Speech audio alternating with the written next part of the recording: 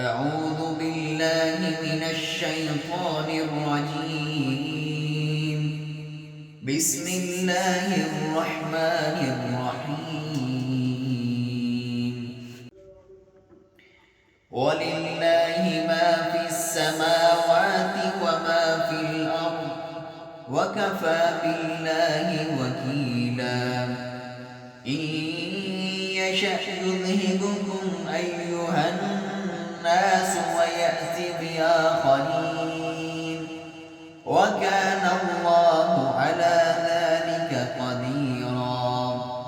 من كان يريد ثواب الدنيا فعند الله ثواب الدنيا والآخرة وكان الله سميعا بصيرا. صدق الله العظيم.